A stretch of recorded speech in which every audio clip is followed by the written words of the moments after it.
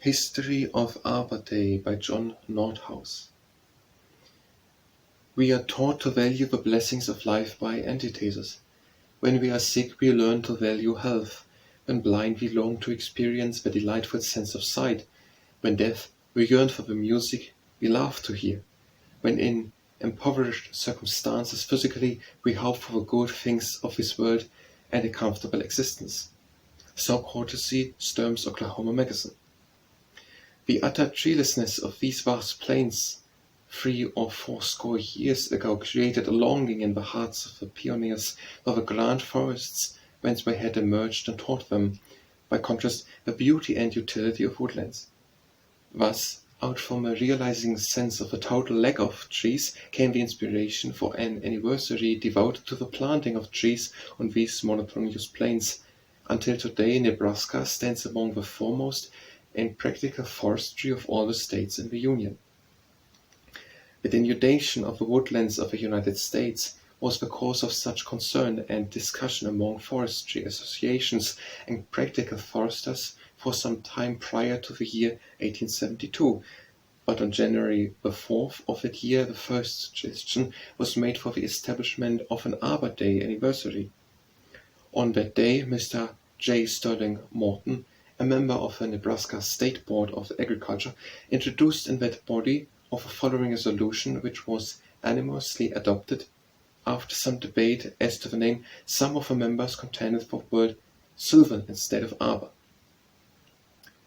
Resolved that Wednesday, the 10th day of April, 1872, being the same is hereby especially set apart and consecrated for tree planting in the state of Nebraska, and the State Board of Agriculture hereby name it Arbor Day, and to urge upon the people of the state the vital importance of tree planting, hereby offer a special premium of $100 to the Agricultural Society of that county in Nebraska, which shall, upon that day, plant properly the largest number of trees, and a farm library of $25 worth of books to that person who, on that day, shall plant properly in Nebraska the greatest number of trees.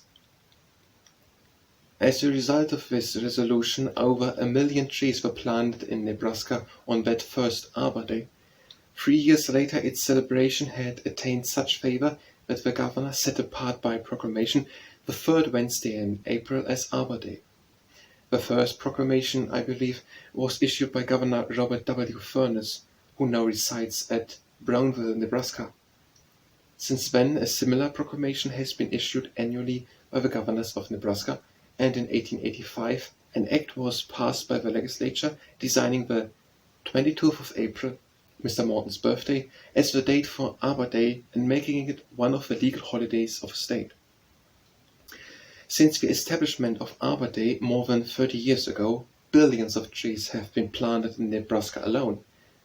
Its observance has extended not only to nearly every state and territory in our Union, but has reached France, Japan, and other countries beyond the seas.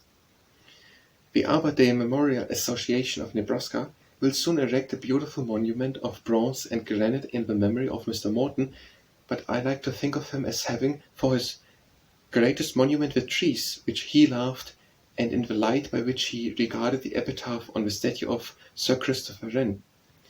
Concerning the epitaph, Mr. Morton, in a discourse of Arbor Day delivered in the year 1887, said, "On the 10th day of July, 1886, from the crowded, hurrying streets of London, I loitered into the solemn aisles of the St. Paul's Cathedral. Around on every side were the statues of England's heroes.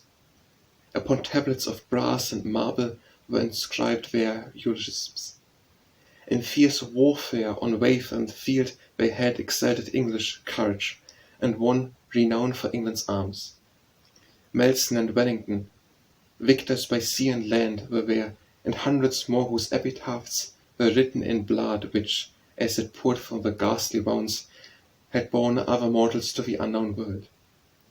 Few men who won distinction in civil life are entombed in St. Paul's, but among them is the gifted architect Sir Christopher Wren, in whose brain the concept of St. Paul's Cathedral had a mental existence before it materialized in massive marble. His epitaph is plain, brief, truthful, impressive. It is one which each honorable man in all the world may humbly strive for and become the better for striving. It is one which every faithful disciple of horticulture or forestry will deserve from his friends, his family, and his country. Vast orchards which he has planted, and the great arms of towering elms spreading their soothing shade like a benediction over the very wayfarer who rests at her feet, and all the fluttering foliage whispering to the wanton winds shall tell the story of his benediction to humanity, Arbor phoning that epitaph with perennial fidelity. Si quersis monumentum circumspice. If you seek my monument, look around you. John Nordhouse, Nebraska City, Nebraska.